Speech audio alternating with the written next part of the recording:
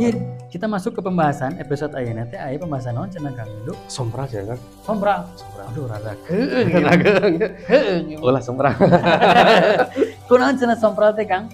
Nah si sombral itu kan artinya ya sombral teh bicara sembarangan, ceplos-ceplos tanpa dipikir, benten.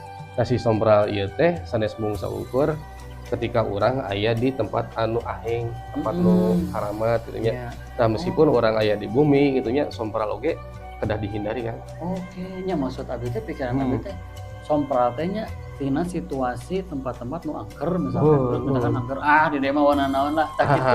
Gitu. Ternyata di rumah juga itu bisa diartikan sombral yang jangan dilakukan ya. Jangan dilakukan, bahkan di media sosial juga urang teh nya ulah sombral, ulah nyarios ka mana wae meureun intina mah sombral teh. Jadi mana orang nyarios ke mana wae ketika sombral scroll itu pasti aya we dampakna. Betul ya. Boh itu hal-hal yang berbau aheng Ya. ataupun hal-hal yang berhubungan dengan lingkungan sosial. Sosial.